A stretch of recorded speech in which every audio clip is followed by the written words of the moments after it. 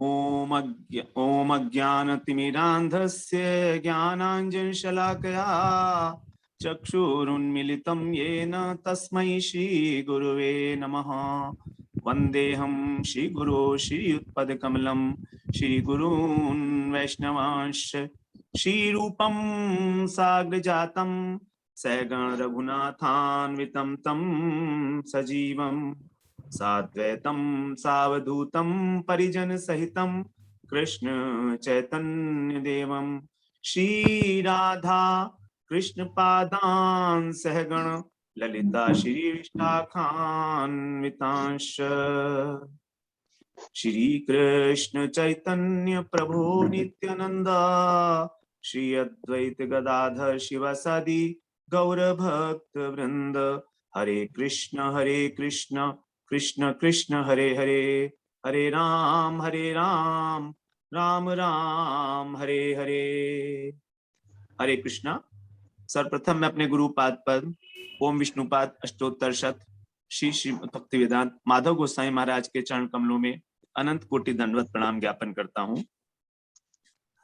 हम लोग इस जूम मीटिंग के माध्यम से श्री रूप गोस्वामी पाद के द्वारा विरचित जो श्री उपदेशामृत ग्रंथ है उसका हम श्रवण कर रहे हैं।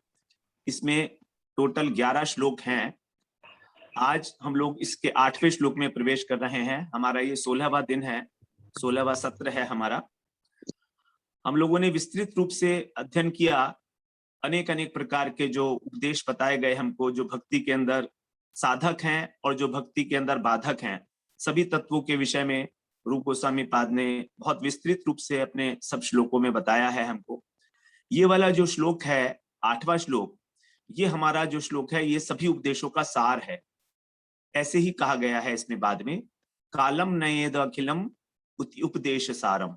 सभी उपदेशों का सार है ये श्लोक। सबसे महत्वपूर्ण श्लोक है ये। जो भी सारे अभी तक हमने श्रवण किए उन सब का जो सार इसके अंदर आ जाता है। तो कह रहे हैं यहाँ पर, तन्नाम रूप चरितादिसु कीर्तनानु स्मृत्यो क्रमेण रसना मनसी नियोज्य तिष्ठन् ब्रजे तदनुरागी जनानुगामी कालम नयेदखिल में त्युपदेश सारम। कालम नयेत अखिलम इति उपदेश सारम।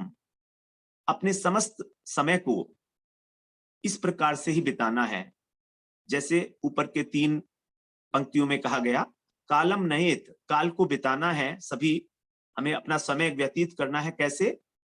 ऊपर जैसे बताया गया 3 पंक्तियों में, इति उपदेश सारम। बस यही, केवल इतना ही सारे उपदेश का सार तत्व है। तो यहां पर हम लोग थोड़ी एकाग्रता के साथ इस श्लोक का श्रवण करेंगे, जिससे कि इसका जो मीनिंग है, इसकी जो एसेंस है, वो हम कुछ अर्थों में हम ग्रहण कर पाए। तन नाम रूप चरितादि, यहाँ पर तत् शब्द क्या है? भगवान के लिए प्रयोग किया जाता है। 2 पदार्थ हैं इस जगत में, एक तत् पदार्थ है, एक त्वम पदार्थ है। तत् पदार्थ है भगवान। उन भगवान के अनेक प्रकार की प्रतीतियां हैं। जो ज्ञानी है, निर्विशेष ब्रह्म ज्ञानी है, उनको ब्रह्म के रूप में उनकी उपासना करते हैं। जो योगी हैं वो उनको परमात्मा के रूप में उपासना करते हैं, और जो भक्त हैं वो भगवान के रूप में षडैश्वर्य गुण संपन्न सच्चिदानंदमय स्वरूप श्री विग्रह भगवान की उपासना करते हैं। तो यही है तत् पदार्थ। और त्वम पदार्थ है जीवात्मा। तो 2 पदार्थ हैं, तत् पदार्थ और त्वम पदार्थ। तो त्वम पदार्थ के लिए ये उपदेश दिया जा रहा है उस जीवात्मा के लिए, जिससे कि वो जीवात्मा उस भगवान से प्रेम कर सके। हम किसी प्रकार से भी भगवान से प्रेम करने में समर्थ हो सके, उसके लिए ये उपदेश है हमारे को। तो हमें करना क्या है? तन नाम रूप चरितादि, भगवान का नाम, भगवान का रूप और भगवान के चरित्र इत्यादि। चरित्र का मतलब भगवान की जो लीलाएं हैं। आदि का मतलब है भगवान का नाम रूप गुण, यहाँ पर गुण भी आ जाएगा। यहाँ पर भगवान का जो धाम है वो भी आ जाएगा, भगवान के जो परिकर हैं वो भी आ जाएंगे। तो तन नाम रूप चरितादि सुकीर्तनानु, उन सबका हमको कीर्तन करना है। और कैसे करना है? सुकीर्तन करना है, सुष्ठु रूप से। सबसे पहली बात, उसका हमको वाणी के द्वारा कीर्तन करना है सुष्ठु रूप से। और उसके बाद फिर अनुस्मृति करनी है। अनुस्मृति का मतलब है, अनु का मतलब होता है किसी चीज के बाद में जो वस्तु की जाती है, अनुगत्य में। तो पहले हमें कीर्तन करेंगे, उसके बाद फिर उनका स्मरण करेंगे। अब ये स्मरण कैसे करेंगे? अनुस्मृत्य, अनुगत्य के अंदर स्मरण करना है। और अनु का दूसरा अर्थ है निरंतरता, तो निरंतर स्मरण करना है। और साथ ही साथ गुरु वैष्णवों के अनुगत्य में स्मरण करना है। तो पहले हमको कीर्तन करना है, उसके बाद स्मरण करना है, क्रमेण। यही है क्रम। स्पेशली बता दिया कि पहले कीर्तन किया जाएगा, उसके बाद स्मरण किया जाएगा भगवान के नाम का, रूप का और चरित्र का, लीलाओं इत्यादि का। और किससे के द्वारा किया जाएगा? रसना मनसी नियोज्य, अपनी रसना को अर्थात अपनी जीवा को उसमें नियोजित करके। कीर्तन के लिए आवश्यकता है हमारी वाणी की, रसना की। जीवा उसके अंदर जब बोलेगी तब वाक इंद्रिय जो हमारी, जिसको हम कर्मेंद्रिय बोलते हैं, वाक इंद्रिय, तो वो उसके द्वारा कीर्तन किया जाएगा और स्मरण किया जाएगा मन से। तो क्रमशः पहले हम वाणी के द्वारा कीर्तन करेंगे भगवान के नाम का, और उसके बाद हम भगवान का स्मरण करेंगे, उनके नाम का, उनके रूप का, उनकी लीलाओं का। नियोज्य, अच्छी प्रकार से उनको नियोजित करके। जैसे एक व्यक्ति को कोई कार्य दे दिया जाता है कि अब तुम इसमें नियोजित हो गए हैं, तुम्हारा ये ड्यूटी है, तो उस प्रकार से हमें अपनी जो वाग इंद्रिय है और जो मन है उसको नियोजित करना है भगवान के नाम, रूप, गुण, लीला, धाम, परिकर इत्यादि के गान करने में। उसके बाद कह रहे हैं कहां पर करना है ये? तिष्ठन ब्रजे, तिष्ठन होगा यहाँ पर, आगे जो विसर्ग है वो नहीं होगा, टाइप हो गया गलती से। तिष्ठन, रहते हुए, स्थित रहते हुए। कहां पर? ब्रजे, ब्रज में। जो ब्रज है हमारा मथुरा मंडल है पूरा, इसके अंदर ब्रज मंडल में पूरा 84 कोस, इसके लिए कहा गया ब्रजे। तो यहां पर ब्रज में रहते हुए, तद अनुरागी, तद मने भगवान, तो भगवान के जो अनुरागी जन हैं, भगवान के अनुरागी जन कौन है? भगवान के अनुरागी जन हैं नंद, यशोदा। भगवान के जो सखा हैं, भगवान के जो सखा हैं वो मधुमंगल, श्रीदाम, सुदाम इत्यादि, और ब्रजांगनाएं और राधा रानी। तो ये तद अनुरागी जन, ये भगवान से अत्यंत अनुराग करने वाले हैं। उनका हमें क्यों नहीं करना है? उन अनुरागी जनों के जो अनुगामी हैं, उनके जो अनुगामी हैं अर्थात जो भगवान के परिकर हैं, नंद, यशोदा, गोपियां, भगवान के सखा, इनके जो अनुगामी हैं, इनका जो अनुगत्य करते हैं, उनका अनुगत्य करते हुए हमको ब्रज में रहना है। कालम नयेत अखिलम इति उपदेश सारम, इस प्रकार हमें इस अपने समय को, जो भी हमारे पास समय है, उसको व्यतीत करना है। इति उपदेश सारम, यही है सभी उपदेशों का सार। तो ब्रजमंडल में निवास करते हुए कृष्ण के अनुरागी जन अर्थात ब्रजवासियों के अनुगत्य में अपना समस्त समय व्यतीत करना है, यही समस्त उपदेशों का सार बताया जा रहा है। तो यहां पर सबसे पहले नेक्स्ट स्लाइड चला दीजिए प्रभु जी। यहां पर सबसे पहले बताया है, यहां पर सबसे पहले बताया गया है कि हमको भगवान का कीर्तन करना है। तो ये जो प्रश्न है इनका उत्तर दिया गया है इस श्लोक के अंदर। साधक भक्त के हृदय में ये प्रश्न उठता है कि हम भगवान का भजन किस प्रकार करें और कहां रहकर करें, व्हाट इज द प्रोसीजर, पद्धति क्या है। तो उसी के उत्तर में सभी उपदेशों का सार जो है इस श्लोक में कहा गया है कि केवल कृष्ण ही समस्त प्राणियों के चित्त को आकर्षित करते हैं। कृष्ण को जो व्युत्पत्ति है वो इस प्रकार से है, कृषिर भूवाचक शब्दो गणश्च निर्वृत्ति वाचक तयोर ऐक्यम परम ब्रह्म कृष्णेति अभिधीयते। कृष्ण किसको कहते हैं? जो दो धातुओं से बिना है, कृष और ण। तो कृष का मतलब है जो आकर्षण करता है, और ण का मतलब है जो आनंद प्रदान करता है। निर्वृत्ति का अर्थ है आनंद, तो ण जो शब्द है वो निर्वृत्तिवाचक है, आनंददायक। तो जो आकर्षण भी करते हैं और हमारे को आनंद भी प्रदान करते हैं, ऐसे इन दोनों का जो एकता है, तयोर ऐक्यम परम ब्रह्म, जो परम ब्रह्म कृष्ण है,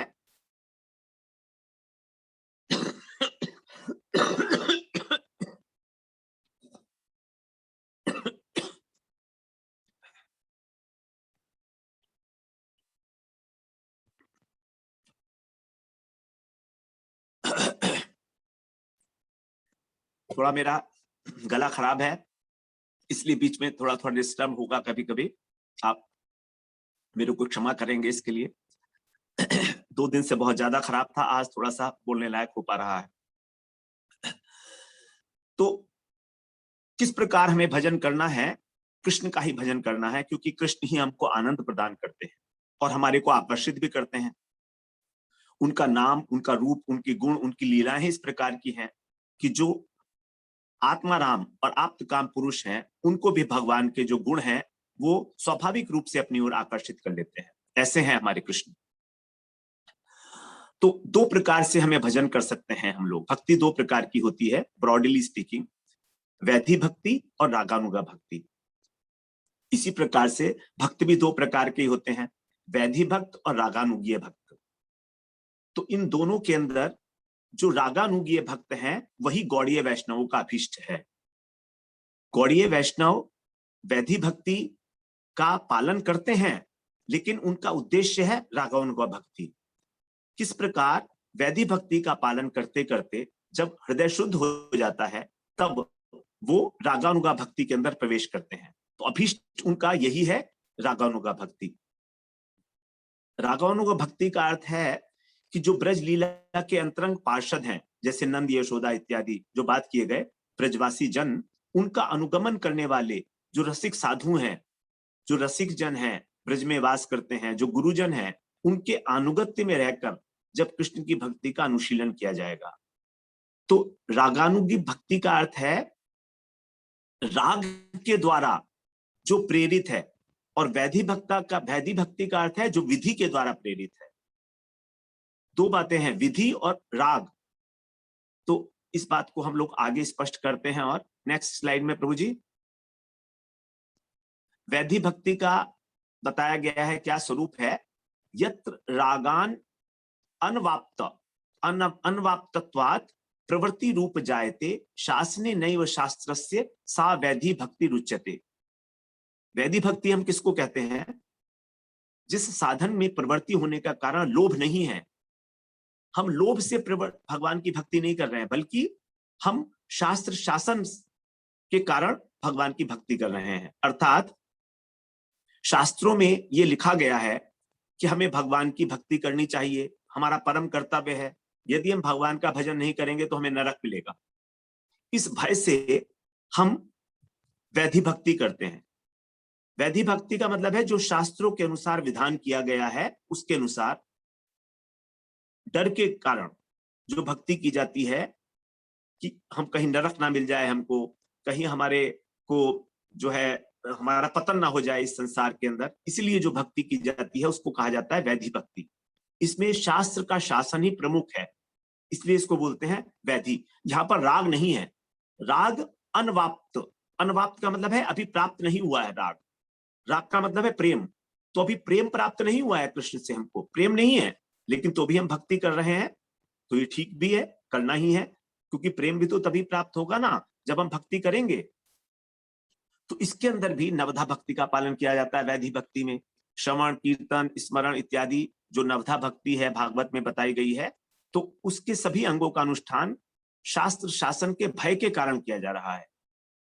और शास्त्र शासन का अर्थ यही है कि हमारा कर्तव्य है ये कि हमें भगवान की भक्ति करनी है, क्योंकि हम भगवान के अंश हैं। इसलिए अगला प्रभु जी स्लाइड।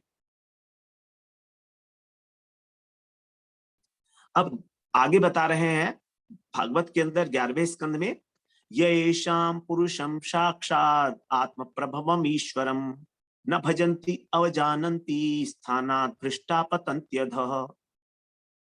जो व्यक्ति सभी लौकिक कर्तव्य पूरे करता है इस संसार के अंदर, अपने जितने भी हैं वैदिक रीति से, लेकिन हरि भजन नहीं करता, जो स्वयं भगवान है, आत्म प्रभवम ईश्वरम, साक्षात भगवान है, ऐसे पुरुष उनका भजन नहीं करता, न भजन्ति अपितु अवजानन्ति, उनकी अवज्ञा करता है, वो कहते हैं स्थानात् भ्रष्टा, अपने स्थान से भ्रष्ट हो जाता है।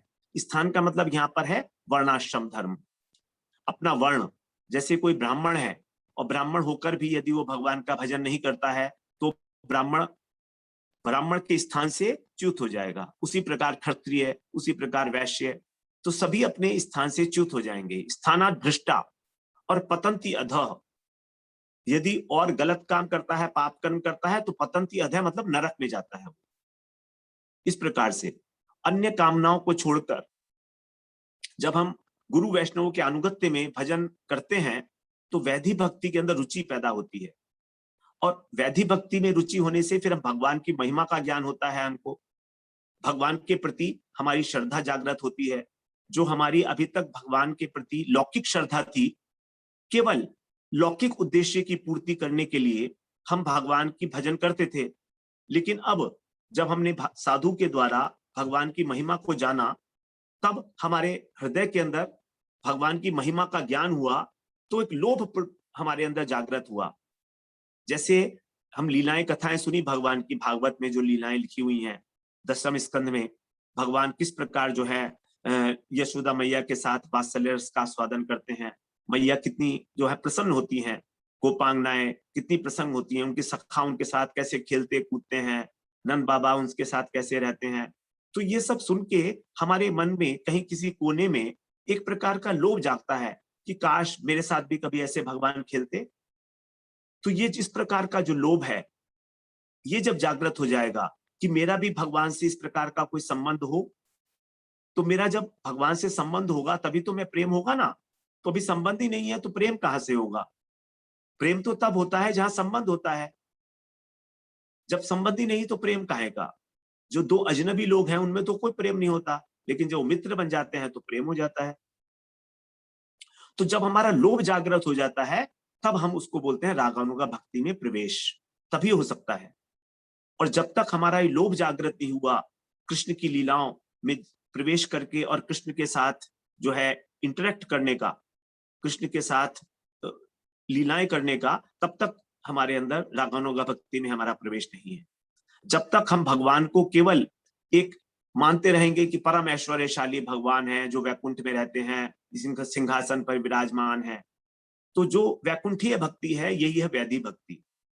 वहां पर भगवान के साथ किसी प्रकार का कोई आदान प्रदान नहीं है, केवल दास्य रस ही है। वहां पर भगवान की सेवा की जाती है, लेकिन वहां भी इतना प्रेम की प्रगाढ़ता नहीं है, ना ही वहां सेवा है भगवान की। लेकिन ब्रज के अंदर जब है, तो ब्रज में जब भगवान आते हैं तो वहां पर जो है भगवान के साथ एक प्रगाढ़ प्रेम उत्पन्न हो जाता है हमारे हृदय के अंदर। रागानुगा भक्ति में बताया कि जो रागात्मिक भक्ति की अनुगता भक्ति है, रागानुगा का मतलब है राग प्लस अनुगा, तो रागात्मिक भक्ति जो होती है उसकी अनुगा भक्ति को रागानुगा कहते हैं। अब रागानुगा को समझने के लिए पहले रागात्मिक समझनी पड़ेगी क्या है। तो रागात्मिक भक्ति के लिए कहा गया है इष्टे स्वारस की राग परमाविष्टता भवेत, तन्मय्या भवेत भक्ति सात्र रागात्मिकोदिता। अपने इष्ट में जो भी है हमारे इष्ट, यहां पर हमारे श्री कृष्ण ही हैं, तो कृष्ण के अंदर जो हमारी स्वाभाविक प्रेममयी प्रगाढ़ तृष्णा है, राग उसको कहते हैं। जब इसके बिना हमें रहा ही ना जाए, एक पल रहना भी हमारे लिए दुष्कर हो जाए, प्रगाढ़ तृष्णा, इसी से कृष्ण के अंदर हमारी अनुरक्ति हो जाती है, आविष्टता आ जाती है कि कब कृष्ण मिलेंगे, कब कृष्ण मिलेंगे। ये अनुरक्ति, ये प्रेम जो है बड़ा प्रगाढ़ है, ये तृष्णा है। तृष्णा का मतलब प्यास, एक प्यास पैदा हो गई हृदय के अंदर हमारे अंदर। तो जब कृष्ण भक्ति इस अवस्था को प्राप्त होती है उसको बोलते हैं रागात्मिका भक्ति। प्रगाढ़ तृष्णा का अर्थ क्या है? सेवा के द्वारा अभीष्ट को सुखी करने की प्रगाढ़ लालसा। किस प्रकार से मैं अपने अभीष्ट की, अपने इष्ट की सेवा करके उनको सुखी करूं, तत्सुख सुखित्व भाव, उनको किस प्रकार से अधिक सुख मिले, इस प्रकार की जो लालसा है हमारे अंदर, जब वो उत्पन्न होती है लीलाएं कथाएं सुनकर भगवान की, तो अब क्या होगा? इस लालसा के फलस्वरूप हमारी कृष्ण के अंदर आवेश हो जाएगा हमारा। अब हमारे को सोते जागते हमेशा ही कृष्ण का ही स्मरण रहेगा कि कब होगा वो दिन, कैसे करूंगा मैं, कैसे होगा, क्या होगा। ये आवेश है।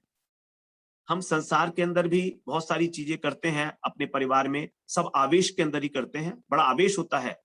जैसे मेरे मान लीजिए पुत्र की विवाह होने वाला है, तो कितना आवेश होता है उसके अंदर, कितना दौड़ भाग करता है व्यक्ति, इधर जा रहा है उधर जा रहा है, ना अपना ख्याल है शरीर का, ना भूख प्यास का ख्याल है। तो ये आवेश पैदा हो गया।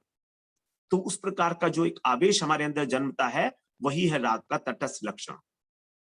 और राग का जो स्वरूप लक्षण है वो है सेवा, भगवान की सेवा, प्रगाढ़ सेवा करना, प्रगाढ़ लालसा उनकी। आगे प्रभु जी नेक्स्ट। अब आवेश का जो कार्य है वो है, भक्त की जो बाह्य स्मृति है वो लुप्त हो जाती है। उसको अब बाहरी जगत का ध्यान नहीं रहता कि वो कहाँ है, क्या कर रहा है। इतना वो आवेशित है कि उसके अंदर जो लालसा है वो उसके चित्त को तन्मय कर देती है भगवान में। यहां पर हमारा चित्त भगवताकार वृत्ति को धारण करता है। हमारे चित्त की दो अवस्थाएं होती हैं, या तो हमारा चित्त संसाराकार होगा, संसार में आकार धारण किए हुआ होगा, या वो भगवान का आकार लिए होगा। हमारा चित्त जो है द्रवीभूत होकर एक आकार ले लेता है। तो जिस प्रकार का आकार वो लेता है, उसी प्रकार का हमारे अंदर आवेश रहता है, उसी प्रकार के हम कार्यकलाप करते हैं अपने जीवन में। जब हमारे चित्त के अंदर संसार ही प्रबल है, तो हम संसार के अंदर ही सारे कार्य करते हैं। लेकिन जब हमारा चित्त द्रवीभूत होकर कृष्ण की लीलाओं कथाओं का श्रवण करके, उनका कीर्तन करके, उनका स्मरण करके जब द्रवीभूत अवस्था को प्राप्त हो जाता है, तो उस द्रवीभूत अवस्था में वो भगवताकार हो जाता है। तो ऐसी चित्त वृत्ति जो भगवताकार हो गई है, उसको कहा जाता है तन्मयता। तन्मय हो जाना, तन का मतलब है यहां पर तत्, जब संधि की गई तत् प्लस मय को, तो हो गया तन्मय। तो तत् वही भगवान, यानी भगवानमय, हमारा चित्त भगवानमय हो गया। जैसे हम बोलते हैं ना कि जब बहुत ज्यादा पानी पड़ता है, बारिश होती है, तो हम कहते हैं कि भूमि जलमय हो गई। अर्थात अब जल की प्रचुरता है इस भूमि के ऊपर, सब जगह केवल जल ही जल दिख रहा है। भूमि है लेकिन दिख नहीं रही है, क्योंकि भूमि जल के द्वारा जो है वो ढक दी गई है।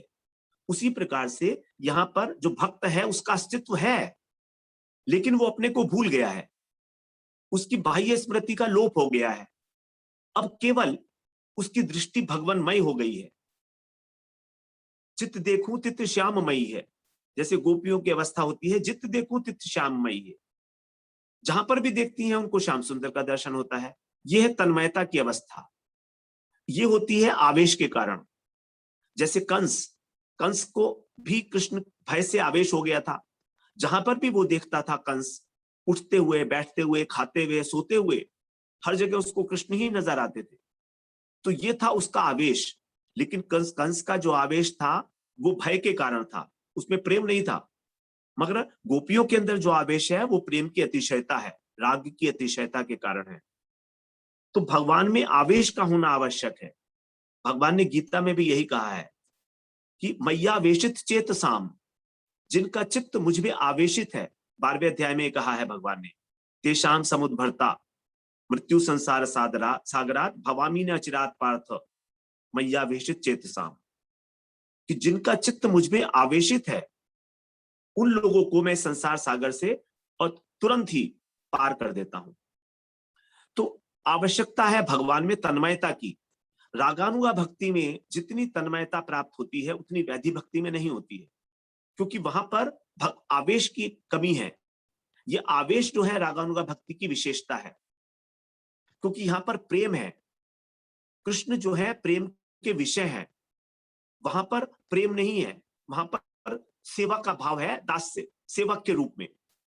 जो प्रेम पराकाष्ठा को प्राप्त होता है अपनी, वो केवल मधुर भाव के अंदर ही प्राप्त होता है। तो इस प्रकार से रागानुग भक्ति के अंदर बलवती लालसा के कारण हमारा चित्त द्रवीभूत अवस्था को प्राप्त करके और भगवदाकार वृत्ति को ग्रहण करता है, उसी को हम बोलते हैं तन्मयता। इस अवस्था में भक्त को ये याद नहीं रहता कि वो कृष्ण की सेवा ही कर रहा है, उसको ये भी नहीं पता है कि वो कृष्ण की सेवा कर रहा है, वो तो तन्मय है, बस लगा हुआ है, सब कुछ भूल गया। जैसे जब गोपियां अपने सिर के ऊपर दूध का और दही का मटका लेकर जाती थी, तो दूध और दही का मटका बेचने के लिए दही बेचने जाती हैं, लेकिन कहती हैं गोविंद दामोदर माधवेति, गोविंद दामोदर माधवेति, विक्रेतु कामाखिल गोप कन्या, मुरारी पादार्पित चित्रवत्ती, दध्यादिकं मोह वशादवोच, गोविंद दामोदर माधवेति। दधी बेचने जा रही हैं, लेकिन मुरारी पादार्पित चित्तवृत्ति, चित्तवृत्ति जो है मुरारी के चरण कमलों के अंदर अर्पित होने के कारण वो कहते हैं कि कोई गोविंद ले लो, कोई दामोदर ले लो, कोई माधव ले लो।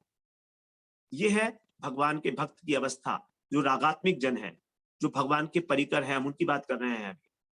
तो ये रागात्मिक भक्ति केवल ब्रजवासी जनों के अंदर ही विराजमान होती है, स्पष्ट रूप से, परिस्फुट रूप से।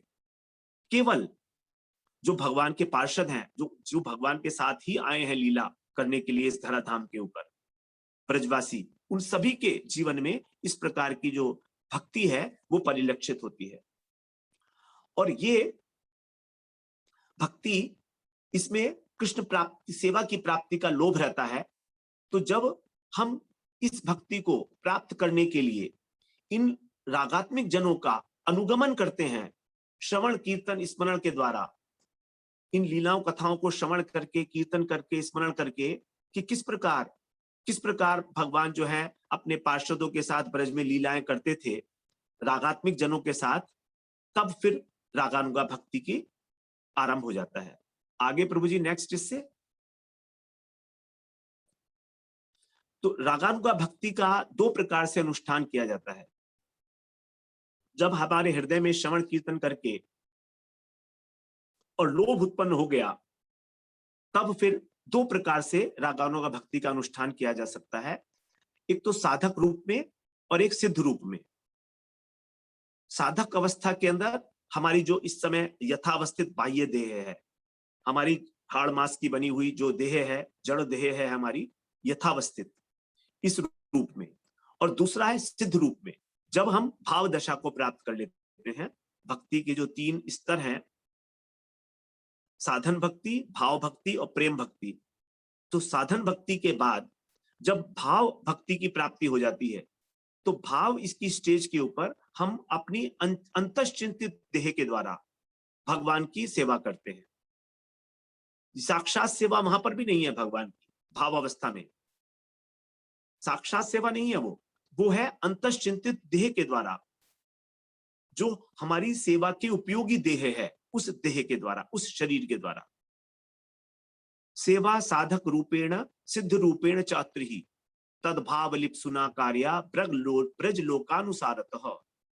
अर्थात जो साधक है वो साधक रूप में कृष्ण और उनके परिकरों के भाव के प्रति लुभान्वित होकर, लुब्ध होकर, और जिस प्रकार की रूप गोस्वामी, सनातन गोस्वामी और जो ब्रजवासी हैं, उन महानुभावों के अनुरूप उनके बताए गए मार्ग पर शरीर के द्वारा सेवा करता है। शरीर के द्वारा सेवा जैसी की जाती है, श्रवण कीर्तन इत्यादि। शरीर का अर्थ यहाँ पर जो है हमारा जो शरीर है उसमें स्थूल शरीर, उसकी बात कर रहे हैं, इंद्रियों के द्वारा। तो जैसे हम श्रवण करते हैं, कीर्तन करते हैं, पाद सेवन करते हैं, अर्चन वंदन इत्यादि जितनी भी ये सेवाएं हैं भगवान की, तो ये काई की सेवा है। अब इस कार्या ब्रज लोकानुसारत है। ब्रजलोक का मतलब जो ब्रज में रहने वाले जन हैं, जो रागात्मिक जन हैं, उनके अनुगत्य में, उनके अनुसार, उनके कहे अनुसार हम लोग अपनी इंद्रियों के द्वारा भगवान की सेवा करते हैं। तो ये है हमारा यथावस्थित बाह्य देह के द्वारा। यहां पर श्रवण करते हैं, कीर्तन करते हैं। जब सिद्ध अवस्था हो जाती है, भाव दशा की प्राप्ति होने पर, कृष्णम स्मरन जनन चास्य प्रेष्ठम निज समीहितम तत्तत् कथा रतश्चासौ कुर्याद वासं ब्रजे सदा। अब सिद्ध रूप में क्या करते हैं, जो रागात्मिक जन है अर्थात जो ब्रजवासी हैं, उनके अनुगत्य में अपने आविष्ट चित्त के द्वारा भगवान में जो पूर्णतः आविष्ट है, अब उसको संसार की बाह्य सुधि नहीं है बहुत अधिक, थोड़ी समय के लिए वो अंतरदशा, बाह्य दशा और अंतर बाह्य दशा बीच की जो दशा है उसमें रहता है, कभी बाह्य में आता है, कभी अंतर बाह्य में होता है, कभी बाह्य में आ जाता है। तो युगल सरकार की मानसिक सेवा करनी, राधा कृष्ण की युगल सरकार की मानसिक सेवा जब की जाती है भाव स्टेज पर पहुंचकर, जब उसको अपने स्वरूप का ज्ञान हो जाता है कि वहां पर उस लीला में प्रवेश करने पर मेरा क्या स्थान है, मैं किस भाव से भगवान की युगल सरकार की सेवा करूंगा, क्या मेरा भाव वहां पर सख्य भाव है भगवान के साथ, क्या मेरा वहां पर वात्सल्य भाव है, दास्य भाव है या मधुर भाव है। अपने अपने भाव के अनुसार ही प्रत्येक साधक जो भाव अवस्था को प्राप्त कर गया है उसको हम साधक नहीं कहेंगे, अब उसको हम भक्त कहेंगे। तो जो भक्त हो चुका है, ऐसा सिद्ध भक्त जो हो चुका है, वो अपनी अंतश्चिंतित देह के द्वारा जिस प्रकार की उसकी देह उस लीला में होगी, अंतश्चिंतित देह का मतलब समझ लीजिए कि हमारा जो स्वरूप है ये अभी पुरुष और स्त्री के रूप में जो दिख रहा है ये सब जड़ है, इसका वहां पर कोई महत्व नहीं है। लेकिन अब जो हमको चिन्मय शरीर की प्राप्ति होगी उस लीला राज्य में जाकर, तो उस लीला राज्य में जाकर जो चिन्मय शरीर से भगवान की सेवा की जाएगी, सखा के रूप में हो अथवा वो दासी के रूप में हो अथवा वो दास के रूप में हो अथवा वो भगवान के जो माता पिता हैं उनके अनुगत्य में दास दासी के रूप में, तो वात्सल्य भाव से, तो उस प्रकार से भगवान की सेवा जो वहां की जानी है उसी को अंतश्चिंतित देह कहा जाता है। तो उस देह की धारणा करके अपने शरीर के अंदर तब युगल सरकार की मानसिक सेवा करनी, इस जड़ देह के द्वारा नहीं। जड़ देह के द्वारा तो श्रवण कीर्तन किया जा रहा है, रूप गोस्वामी सनातन गोस्वामी जो उन्होंने कहा, लेकिन जब हम रागात्मिक जन का अनुगत्य करते हैं तो यहाँ पर रूप मंजरी और लवंग मंजरी, रूप गोस्वामी जो है वो रूप मंजरी है, सनातन गोस्वामी है लवंग मंजरी, इस प्रकार से। तो वहां पर जो होगी उनके अनुगत्य में सेवा की जाएगी अंतश्चिंतित देह के द्वारा। और इस प्रकार जो है साधक को ब्रज में वास करना चाहिए, साधक अवस्था में भी और सिद्ध अवस्था में भी। ऐसा संभव ना होने पर मन से ब्रज में वास करना चाहिए। ब्रज में वास करने का बड़ा महत्व है। ब्रज में जब ब्रजवासी जनों के अनुगत्य के बिना हमारा युगल किशोर की मधुर सेवा में प्रवेश ही नहीं है, अधिकार ही नहीं है। चाहे हम उसको मधुर सेवा कहें चाहे हम वात्सल्य कहें, एक ही बात है। वात्सल्य सेवा में भी अधिकार नहीं जब तक हम अनुगत्य नहीं करते हैं। तो जैसे अनेक प्रकार के जो भाव हैं उनके अनुसार यदि शांत रस के भक्त हैं, 5 प्रकार के रस होते हैं, शांत, दास्य, सख्य, उसके बाद वात्सल्य और मधुर। तो यहाँ पर अब हम शांत रस के जो भक्त हैं, यद्यपि ब्रज में शांत रस का स्थान नहीं है, लेकिन फिर भी ऐसा माना गया है कि जो ब्रज की गायें हैं, जो ब्रज के वृक्ष इत्यादि हैं, जो ब्रज की लताएं पताएं हैं, वे भी भगवान की उपासना करती हैं शांत भाव से। उनका भगवान के साथ जो है शांत भाव है, तो उनके अनुगत्य में उपासना की जाएगी। दास्य भक्त जो है वो रक्तक और पक्तक, ये जो है नंद बाबा के दास हैं, इनके अनुगत्य में। तो यहाँ पर जो दास्य है इसमें भी थोड़ा वात्सल्य मिश्रित है, क्योंकि ये दास जो है कृष्ण के नहीं है, ये दास है नंद बाबा के, और नंद बाबा वात्सल्य रस के हैं। तो वो वात्सल्य जो है उनके जो सेवक लोग हैं उनके अंदर भी देखा जाता है। तो वो कृष्ण की जो है सेवा भी करते हैं दास्य भाव से, और वात्सल्य भी उनका उमड़ता है कृष्ण के ऊपर कभी कभी, तो उनके अनुगत्य में सेवा की जाएगी। जो सख्य रस वाले हैं वे बलदेव जी को भी सखा माना गया है, भगवान का भाई है, बड़े भाई हैं लेकिन सखा भी है। श्रीदामा, सुदामा इत्यादि जो भगवान में जो भगवान के सखा है ब्रज के, उनके अनुगत्य में सेवा की जाएगी। और वात्सल्य रस वाले जो हैं वो नंद यशोदा उनके आनुगत्य में सेवा करेंगे। और मधुर रस वाले जो भक्त हैं वो ललिता, विशाखा, रूप मंजरी, रति मंजरी इत्यादि का अनुगत्य करेंगे। इस प्रकार से रागानुग भक्त जो हैं वो अपने अपने भाव के अनुसार उन लीला कथाओं में निमग्न होकर ब्रज में निवास करेंगे। उन लीलाओं कथाओं में अर्थात जो ब्रज का, जिसको अपने स्वरूप का ज्ञान हो गया है, वो यदि उसका स्वरूप वात्सल्य का है, वात्सल्य भाव है भगवान के प्रति, तो वो उन्हीं लीलाओं का गान करेगा, उन्हीं लीलाओं में आनंद प्राप्त करेगा जो यशोदा जी और नंद जी से संबंधित है। कृष्ण का उनके साथ किस प्रकार से वात्सल्य का आदान प्रदान हुआ, और जो मधुर रस के भक्त हैं उनको ललिता, विशाखा इत्यादि के साथ, राधा जी के साथ जो कृष्ण का संबंध है, उस प्रकार की लीलाओं को श्रवण करने में आनंद आएगा। तो उन लीलाओं कथाओं में तत्त कथा रतश्चासौ, जो इससे पहले श्लोक में आया था, तत्त कथा, उन कथाओं में अपने भाव के अनुरूप जो कथाएं हैं उसमें निमग्न होकर ब्रजमंडल में वास करेंगे। और ब्रजमंडल से बढ़कर कोई और स्थान तो है नहीं इस पूरे ब्रह्मांड में राधा कृष्ण की सेवा प्राप्त करने के लिए। यहां तक कि ब्रह्मा जी और उद्धव जी वो भी यहाँ पर एक तिनके का जन्म, तृण का जन्म, घास का जन्म लेकर निवास करने की प्रार्थना करते हैं। वृंदावनाष्टक जो है उसके अंदर बताया है विष्णु चक्रवर्ती पाद ने, तारणम जनुर्यत्र विधिर्ययाचे सद्भक्त चूड़ामणिधवोऽपि वीक्ष्यैव माधुर्य धुरां तदस्मिन् ममास्तु वृंदावनेव वास, ममास्तु वृंदावनेव वास। तारणम जनुर्यत्र विधिर्ययाचे, विधि मतलब जो ब्रह्मा जी हैं वे भी इस प्रकार की याचना करते हैं।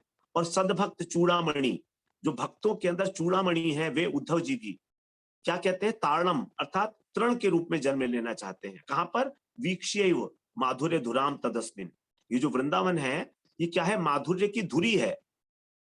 माधुर्य की धुरी मतलब माधुर्य का central place, focus point Vrindavan.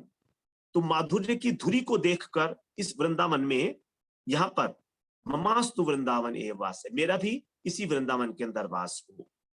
तो इस प्रकार की आशा जब ब्रह्मा जी और उद्धव जी करते हैं तो हमें समझ में आता है कि वृंदावन की क्या महिमा है। प्रबोधानंद सरस्वती ने जो वृंदावन महिमामृत लिखा है उसमें बड़ा सुंदर बताया है कि किस प्रकार से वृंदावन में वास करना चाहिए, वृंदावन में वास करने का तरीका क्या है, बड़ा सुंदर बताया है। हम उसको एक बार श्रवण करते हैं। वो बता रहे हैं, प्रेमौत्येन विचिन्त्यताम विलुठनै सर्वांगमायोज्यताम, देहस्यास्य समर्पणेन सुदृढ़ प्रेमा समास्थीयताम, राधा जानिरूपास्यताम स्थिर चर प्राणी संतोष्यताम, श्री वृंदावनमेव सर्व परमं सर्वात्मना श्रीयताम।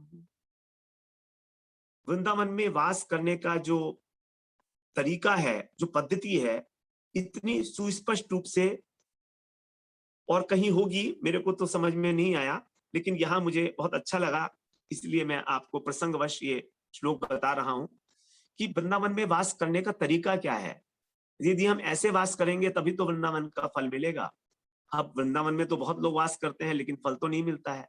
हम भी वास कर रहे हैं वृंदावन में लेकिन हमें तो फल नहीं मिलता है, क्योंकि हम ऐसे वास नहीं कर रहे हैं ना जैसे बता रहे हैं। वो कह रहे हैं प्रेमोत्कियेन, प्रेमोत्कियेन, प्रेम प्लस उत्कंठा, प्रेमोत्कंठा के साथ, प्रेममयी उत्कंठा के साथ। और क्या करना है, विचिंत्यताम, चिंतन करना है, विशेष रूप से चिंतन करना है। प्रेममयी उत्कंठा के साथ हमको चिंतन करना है विशेष रूप से। ये जो प्रेम और उत्कंठा, इन दोनों को यहां पर मिला दिया गया। जैसे जो भाव भक्त के लक्षण है उसमें कहा गया है, आशा बंध समुत्कंठा नाम गाने सदा रुचि ही। जो भाव स्थिति को प्राप्त हो जाता है भक्त, उसके लक्षणों में बताए गए हैं ये, कि आशाबंध, उसको हमेशा ये आशा रहती है कि भगवान मुझे मिलेंगे, मुझे भगवान के दर्शन प्राप्त होंगे। आशाबंध, निरंतर एक आशा होती है उसके हृदय के अंदर विराजमान। समुत्कंठा, अत्यंत उत्कंठा होती है उसके हृदय के अंदर कि बस जैसे मिलने ही वाले हैं, जैसे मिलने ही वाले हैं। नाम गाने सदा रुचि, और नाम गाने के अंदर उसकी हमेशा रुचि रहेगी, हमेशा उसकी वाणी के अंदर भगवान का नाम उच्चारित होता रहेगा। तो प्रेमोत्कीर्ण, उत्कंठा का अर्थ ये होता है, जैसे हम जगत में भी देखते हैं जो प्रेमी प्रेमिका है, तो वो जब प्रतीक्षा करते हैं एक दूसरे की, कि कितनी उत्कंठा होती है।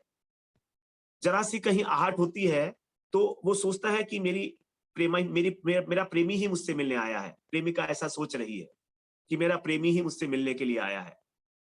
जरा सी भी कोई आहट होती है तो झांक झांक के, उचक उचक के देखना, अथवा जैसे साधारण रूप से हम ऐसे समझें, ट्रेन आ रही है, हम स्टेशन पर खड़े हुए हैं और अनाउंसमेंट हो गया कि ट्रेन आने वाली है। अब ट्रेन आने वाली है, अनाउंसमेंट हो गया, अपने समय पर है, हमें मालूम है 1 मिनट में पहुंच जाएगी, लेकिन फिर भी हम क्या करते हैं, उचक उचक के देखते हैं, थोड़ा सा आगे को गर्दन करके। तो कंठ, उत्कंठ का मतलब है कंठ को आगे को कर देना, ऊंचा कर देना, उचका के देखना। तो उचक उचक के देखते हैं कि ट्रेन आ रही है कि नहीं आ रही, आ रही है कि नहीं आ रही। इस प्रकार से अपनी अपनी गर्दन को घुमा घुमा के उचक के देखना, उसको कहेंगे उत्कंठा। तो प्रेमोत्कीर्ण, जैसे शबरी जी प्रतीक्षा करती हैं भगवान राम की, कितनी प्रतीक्षा की, कितनी लंबी प्रतीक्षा की। रोज रास्ते के ऊपर फूल चढ़ाती हैं, बिछा देती हैं कि आज तो मेरे भगवान राम जरूर आएंगे, मेरे गुरु जी कह के गए हैं, मातंग ऋषि कह के गए हैं, आज जरूर आएंगे राम। इस प्रकार की एक उत्कंठा के साथ हमें क्या करना है, विचिंत्यताम। विचिंत्यताम का मतलब चिंतन करना है, विशेष रूप से चिंतन करना है। विशेष रूप से जो युगल सरकार है उनकी लीलाओं का स्मरण करना है, चिंतन करना है, विचिंतिताम। और कैसे करना है, दूसरी बात, विलुंठनई, विलुंठनई, सर्वांगम योज्यताम। अपने सर्वांग का, अपने शरीर का उपयोग करते हुए, और इस विलुंठन करके, विलुंठन का मतलब होता है पृथ्वी पे लोटपोट हो जाना। इतनी उत्कंठा हो रही है कि भाव का संवरण नहीं हो पाने के कारण भक्त जो है धरती के ऊपर लौट रहा है, विलुठ नहीं, विलुंठन हो रहा है विरह के कारण भगवान के, अपने सारे शरीर से, तो अपने सारे अंगों को नियोजित करके। फिर है देहस्यास्य समर्पणेन, अपने शरीर को, अपने मन, प्राण, इंद्रिय, चित्त, अहंकार, बुद्धि, सबको समर्पणेन, भगवान को समर्पित करके। और सुदृढ़ प्रेमा, अत्यंत सुदृढ़ प्रेम के साथ, समास्थियताम, स्थित होकर, सुदृढ़ प्रेम में स्थित होकर। अब कोई भी इस प्रेम को हिला नहीं सकता है। आगे कह रहे राधा जानी रूपास्यताम, जो कृष्ण है, राधा जानी, जो राधा जी के नागर हैं कृष्ण, उनकी उपासना करते हुए, और स्थिर चर प्राणी संतोष्यताम, वृंदावन में जो भी चर और अचर प्राणी हैं उन सबका संतोष विधान करते हुए, अर्थात किसी को भी उद्विग्न ना करते हुए। क्योंकि यहाँ के जो वृक्ष हैं, यहाँ की जो लताएं पताएं हैं, उनसे भी कहा जाता है कि राधा राधा नाम का उच्चारण होता है। वृंदावन के वृक्ष को मरम न जाने कोय, डाल डाल अरुपात से राधा राधा होए। यहाँ पर सभी लोग, जितने भी प्रकृति के अंदर जो भी दिखाई दे रहा है हमको, वो सब राधा और कृष्ण के भजन कर रहे हैं। तो उन सब का संतोष विधान करते हुए, किसी को भी उद्विग्न ना करते हुए, वृंदावन में व सर्वम परमम, जो वृंदावन सर्वश्रेष्ठ है, सर्वपरम, सर्वपरमम, सर्वश्रेष्ठ स्थान है श्री वृंदावन, सर्वात्मना श्रीयताम, उस वृंदावन का आश्रय लेकर मुझे वृंदावन में वास करना चाहिए। तो तिष्ठन ब्रजे, इस ब्रजपुर में कैसे निवास करना है, ये यहाँ पर बड़ा स्पष्ट रूप से बताया कि इस प्रकार से हमें ब्रज में निवास करना है। अब आगे बढ़ते हैं हम रागानुगा भक्ति में। जो साधकों की विभिन्न अवस्थाएं हैं, सबसे पहली अवस्था है साधक की श्रवण दशा। देखिए यहां पर कहा गया सुकीर्तन, सबसे पहले जो बताया गया तन्नाम रूप चरितादि सुकीर्तन। अब भगवान के नाम का अच्छी प्रकार से कीर्तन करने के लिए क्या चाहिएगा? जब हम कीर्तन करना चाहते हैं तो सबसे पहले तो श्रवण करना पड़ेगा ना। श्रवण जो है वो सबसे पहली अवस्था है। बिना श्रवण किए हम उस बात का कीर्तन नहीं कर सकते, क्योंकि हम उसकी महिमा ही नहीं जानते। तो श्रवण सबसे पहली अवस्था है। यहां पर सुकीर्तन कहने का कारण हो गया कि जब आपको अच्छी प्रकार से कीर्तन करना है तो श्रवण तो करनी पड़ेगी भगवान की महिमा। अब श्रवण करने के लिए सबसे इंपॉर्टेंट बात है 3 चीजें।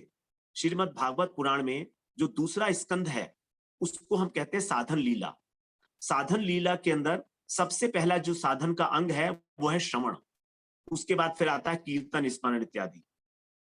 तो वहां पर उस स्कंध में 10 अध्याय बताए गए हैं। जो हम लोग भागवतीय वार्ता में जो सदस्य जुड़े हुए हैं वो लोग इस बात को आगे आने वाले समय में श्रवण करेंगे। उसमें 10 अध्याय बताए गए हैं दूसरे स्कंध में।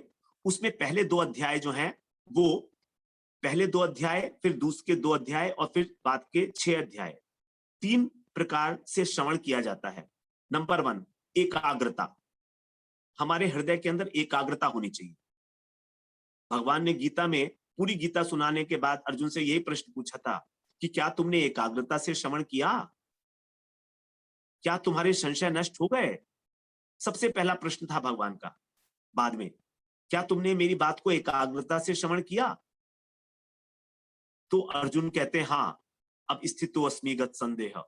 तो हाँ, मैंने एकाग्रता से किया। तो एकाग्रता सबसे इंपॉर्टेंट बात है श्रवण में। यदि हमने एकाग्र नहीं है तो हमारे श्रवण कोई फलदायी नहीं होने वाला है। बिल्कुल पक्की बात मान के चलिएगा। हम जानते हैं, हमने जो है अपनी क्लासेस अटेंड की है, स्कूल में पढ़ाई की है, कॉलेजेस में पढ़ाई की है। जो बच्चे एकाग्र नहीं है वो बस किसी तरह से पास हो पाते हैं, टॉपर नहीं हो सकते वो कभी भी। तो यदि हमें डिस्टिंक्शन लानी है तो हमें एकाग्रता चाहिए। सबसे पहली बात है एकाग्रता।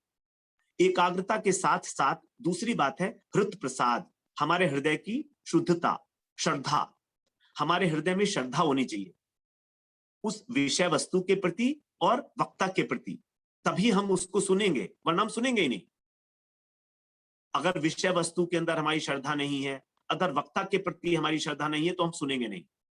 तो श्रद्धा अत्यंत आवश्यक है। उसको मत सुनिए, वो अच्छा है, अपना समय व्यर्थ करने की कोई आवश्यकता नहीं। तो दूसरी बात है श्रद्धा, श्रद्धा पूर्वक श्रवण। उसके बाद तीसरी स्टेज है मनन।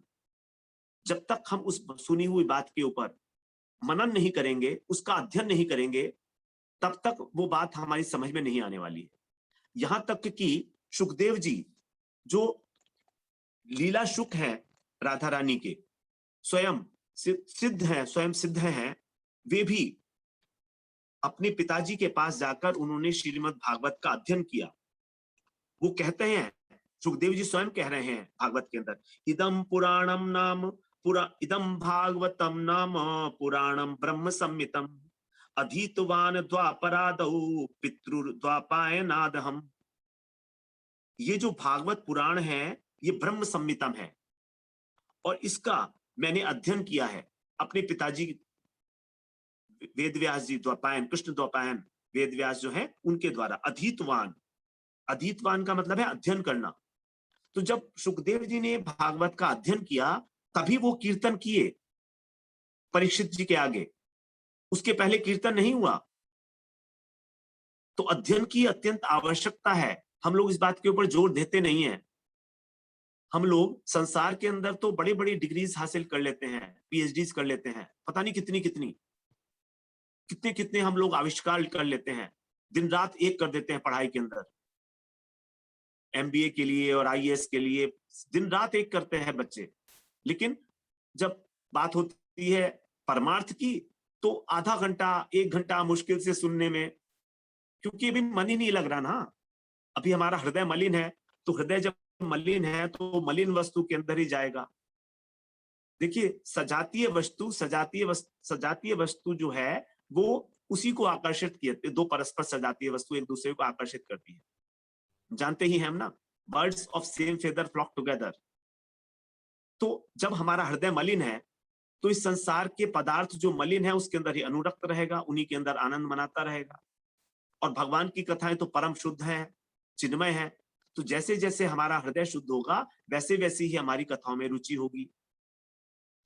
तो इसलिए हम लोग उसके ऊपर मनन नहीं करते, अध्ययन नहीं करते उसका।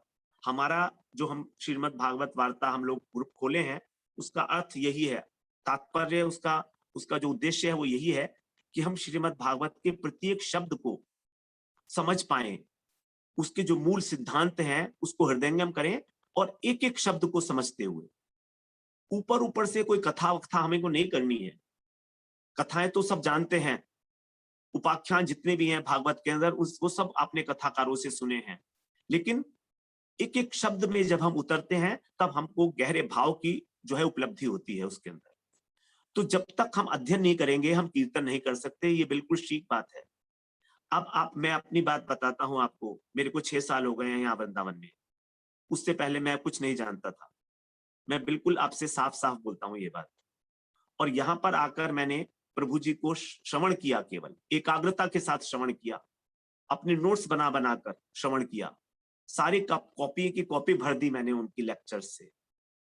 मुझे पता नहीं कितनी मुझे समझ में आई कि नहीं आई, क्योंकि बहुत अच्छे उनके लेक्चर्स होते थे। उनको मैंने श्रवण किया, समझा, फिर अध्ययन किया। उसके बाद ही मुझे ये अवसर मिल रहा है कि मैं कुछ बोल पा रहा हूं आपके आगे अपनी टूटी फूटी भाषा में। अन्यथा मैं कुछ भी बोलने में सक्षम नहीं हूं। ये वाली जितनी भी बातें हम कर रहे हैं ये मेरा सब्जेक्ट ही नहीं रहा जीवन भर। ये तो अभी आके थोड़ा थोड़ा सा सीखा और वही थोड़ा थोड़ा सा आपके साथ शेयर कर रहा हूं। तो श्रवण सबसे इंपॉर्टेंट है, मेरे कहने का मतलब यही है। उसके साथ साथ अध्ययन साथ में चलना चाहिए। उसके बाद फिर हमारा कीर्तन होता है, सुकीर्तन, सुष्ठु रूप से कीर्तन होगा। अब कीर्तन का मतलब केवल ये नहीं है नाम संकीर्तन करना। कीर्तन 3 प्रकार का होता है। एक तो नाम संकीर्तन, जो हम लोग भगवान का हरे कृष्ण महामंत्र का या धुन होती है तो उन सब का कीर्तन करते हैं, भगवान की ध्वनि का, नाम के ध्वनि का। दूसरा है जो हमारे महाजन हैं उनके द्वारा जो पद है उसका गायन करना, हमारे जो गोस्वामी हैं उन सब के द्वारा। और तीसरा है भगवान की हरि कथा, भागवत गीता इत्यादि। तो ये तीनों ही कीर्तन है। तो सुखदेव जी ने किसी प्रकार का कोई भजन नहीं गाया था परीक्षित जी के आगे, ना ही नाम संकीर्तन किया था सुखदेव जी ने। सुखदेव जी ने तो कथा का गान किया था, तो उसको कहा गया सुकीर्तन। तो इस प्रकार से पहली दशा है हमारी श्रवण और फिर है वरण। वरण का मतलब है वही जो कीर्तन के बारे में बात की हमने, कि श्रवण दशा जब परिपक्व हो जाती है मनन करने के बाद, जब हमारे आचरण में वो बातें उतरने लगती हैं, तब हमारी वर्ण दशा आरंभ होती है। तब यहाँ पर श्रवण किए गए विषय का कीर्तन होने लगता है। ये बड़ी महत्वपूर्ण बातें हैं जो आपने कभी पहले सुनी नहीं होंगी। तो कीर्तन अपने आप होने लगेगा जब हम मनन करेंगे उसके ऊपर।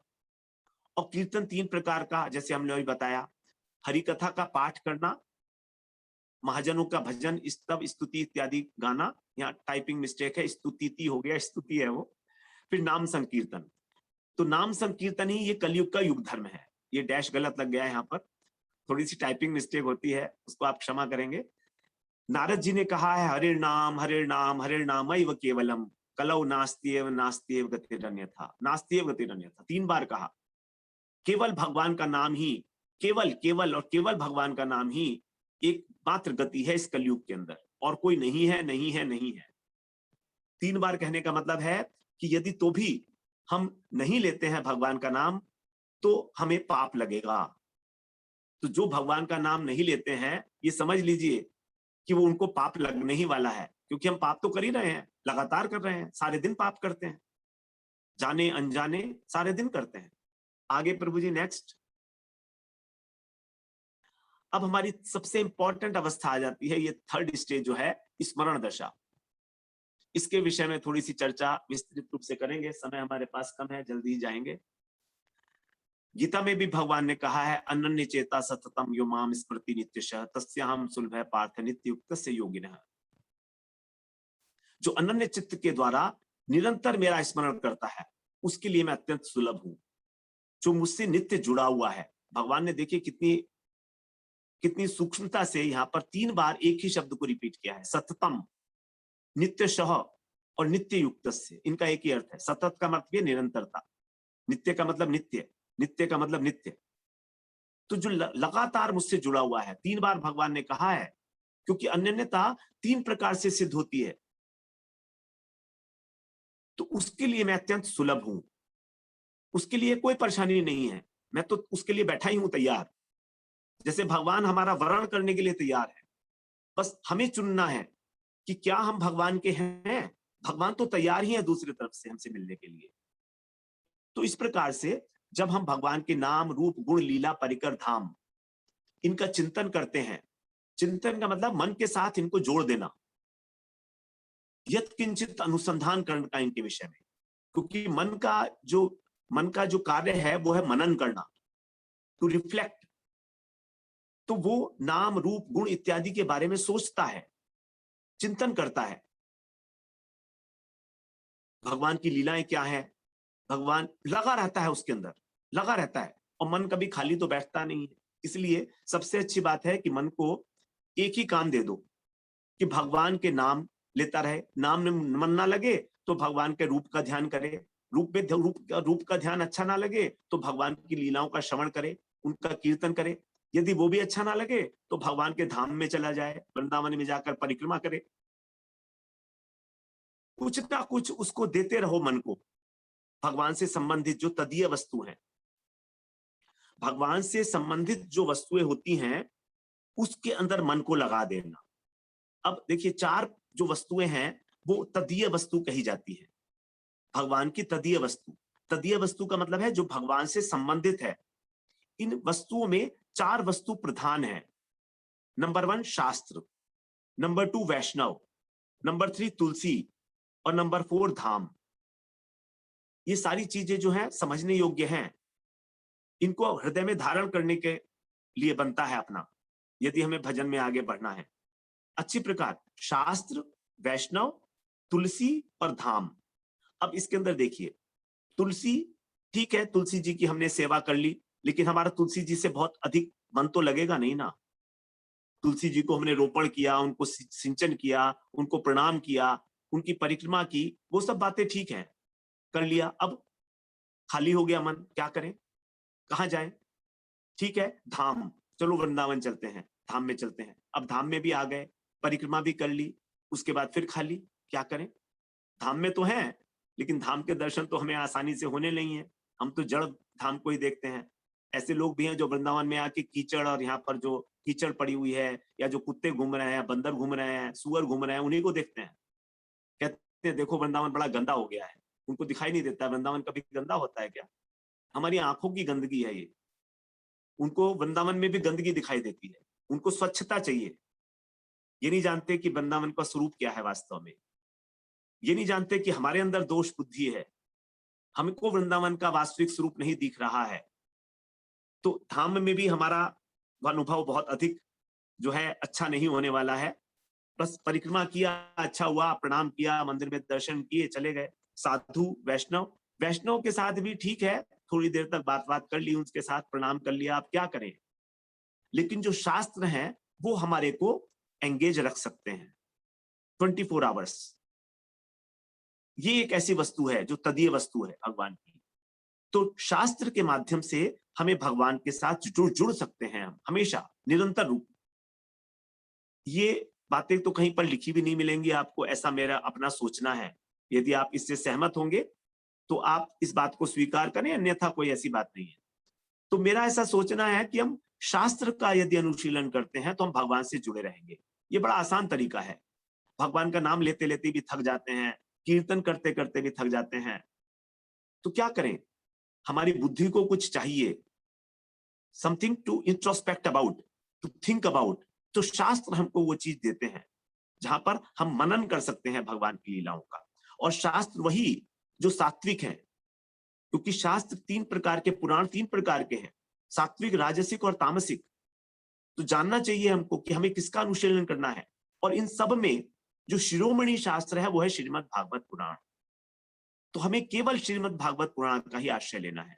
क्योंकि वही अमल पुराण कहा गया है और महाप्रभु ने उसी को आदर दिया है, उसी को कहा है कि इसी से हमको परम प्रेम की, हमारा जो पंचम पुरुषार्थ है भगवत प्रेम, उसकी उपलब्धि होती है, अन्य किसी से नहीं होती है। जो सात्विक शास्त्र हैं, 6 सात्विक हैं, 6 राजसिक हैं और 6 तामसिक हैं। सात्विक शास्त्र के अंदर भगवान विष्णु की महिमा का प्रतिपादन है, राजसिक शास्त्र में ब्रह्मा जी की महिमा का प्रतिपादन है और तामसिक शास्त्र में शिव जी की, शिव, दुर्गा और अग्नि, इन तीनों को ही जो है सबसे ऊपर रखकर बताया गया है। तो हमें उनका अनुशीलन नहीं करना है। सात्विक में भी श्रीमद् भागवत पुराण ही, केवल सात्विक पुराण जो है 6 हैं, वो है भागवत, विष्णु पुराण, नारद पुराण, पद्म पुराण, गरुड़ पुराण और वराह पुराण। 6 राजसिक पुराण है, ब्रह्म पुराण, ब्रह्मांड पुराण, ब्रह्म वैवर्त पुराण, भविष्य पुराण, मार्कंडेय पुराण और वामन पुराण। और 6 तामसिक हैं, शिव पुराण, अग्नि पुराण, स्कंद पुराण, लिंग पुराण, कूर्म और मार्कंडेय, कूर्म और लिंग, कूर्म और मत्स्य, ये 6 जो हैं हमारे तामसिक पुराण हैं। तो हमें केवल श्रीमद् भागवत का अध्ययन करना है और इसीलिए हम लोगों ने अपना आरंभ किया भागवतीय वार्ता को। यही एक उद्देश्य था कि हम उसका मनन करते रहें तो हमारा भगवान के साथ जुड़ना हो जाएगा किसी प्रकार से, जाने अनजाने स्मरण होता रहेगा भगवान का।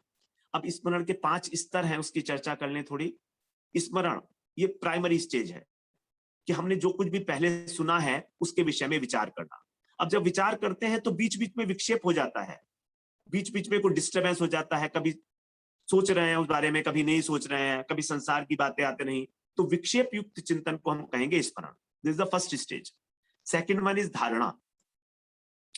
जब धारणा में हमने क्या किया, सब ओर से चित्त को खींच लिया और भगवान के एक एक अंग का ध्यान कर रहे हैं, तो यहां पर अविक्षिप्त है स्मरण।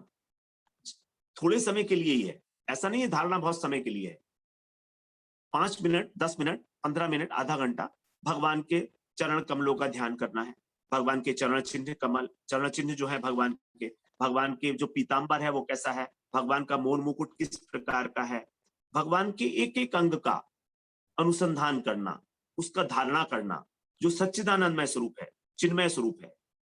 तो ये धारणा उस धारणा से अलग है जो पतंजलि योग सूत्र, पतंजलि के अंदर बताई गई है। वहां पर जो है स्थूल धारणा का वर्णन है। वहां पर इस धारणा का वर्णन नहीं है जो 8 अंगों के अंदर बताई गई है, यम, नियम, आसन, प्राणायाम, प्रत्याहार, धारणा, ध्यान, समाधि। तो वो धारणा जो है वो स्थूल धारणा है। स्थूल धारणा के अंदर जो विराट पुरुष है, जो 14 भुवन है, उन 14 भुवन में भगवान के अंगों की कल्पना की गई है, अलग अलग अंगों की। जैसे ब्रह्मलोक को भगवान का सिर बताया गया और जो पाताल है उसको भगवान का चरण बताया गया, इस प्रकार से। तो ये जो धारणा है ये जड़ धारणा है, स्थूल धारणा है इसको कहते हैं। और इसके बाद फिर वहां पर दूसरी धारणा है जो पंच तत्वों के साथ अपना तादात्म्य है, 5, जैसे हमारा ये आकाश, वायु, अग्नि इत्यादि, उसके साथ जब हमारा तादात्म्य स्थापित हो जाता है मन का, तो फिर अनेक प्रकार की सिद्धियों की प्राप्ति होती है। अणिमा, लघिमा इत्यादि जो 8 सिद्धियां हैं उनकी प्राप्ति हो जाती है। तो वो धारणा का वहां पर बात की गई है। यहां पर जो बात की जा रही है यह है चिन्मय धारणा, भगवान के सच्चिदानंद स्वरूप की धारणा, एक एक अंग की। अगला प्रश्न, अगला प्रभु जी, नेक्स्ट। ध्यान। तो यहां पर जो ध्यान है वो भगवान का ध्यान है, सर्वांग की भावना, कि भगवान पूरे के पूरे किस प्रकार से उनका अंग जो है, उनका सर्वांग जो है वो सुष्ठु रूप से गठित है, सच्चिदानंद स्वरूप। भगवान मुस्कुरा रहे हैं, उनको हम एड़ी से चोटी तक देख रहे हैं भगवान को ध्यान के अंदर। इस प्रकार से भगवान के अंदर जो है निरंतरता अपने मन के अंदर रखना। उसके बाद ध्रुवानुस्मृति। अब यहां पर जो ध्यान है वो अविच्छिन्न रूप से चल,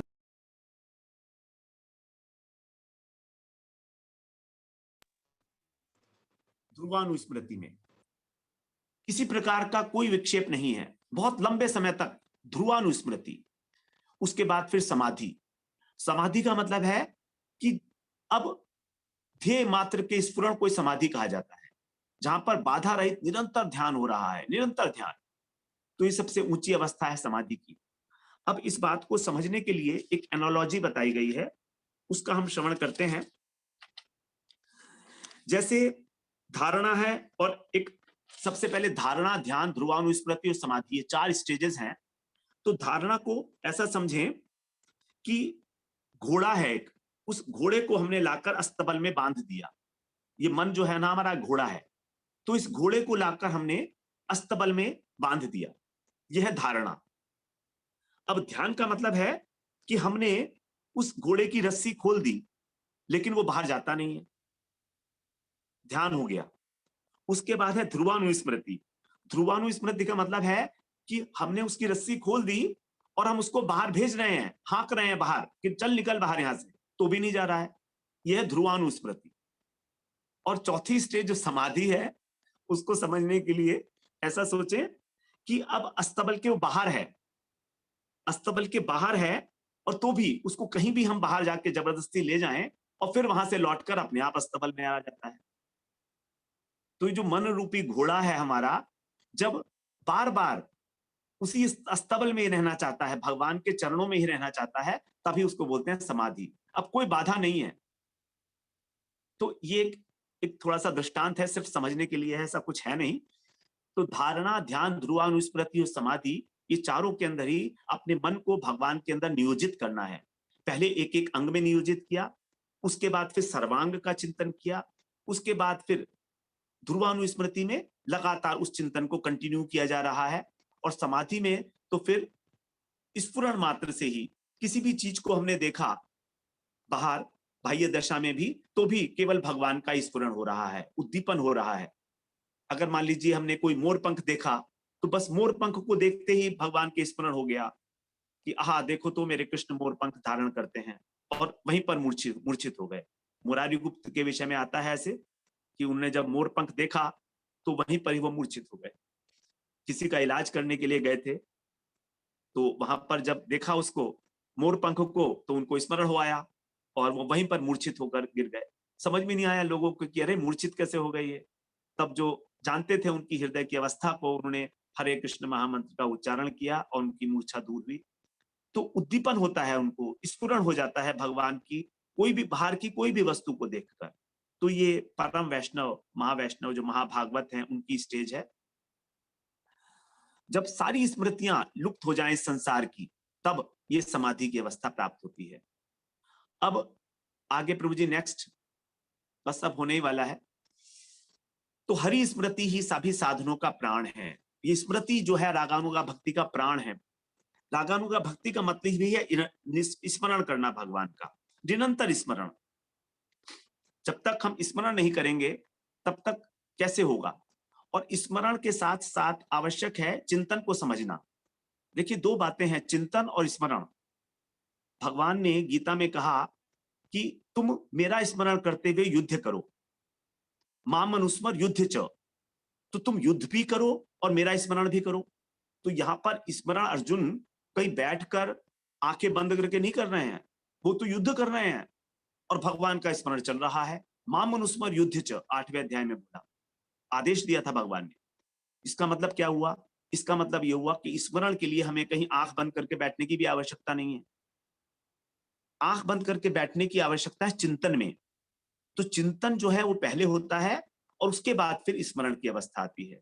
इसीलिए मानसिक चिंतन किया जाता है।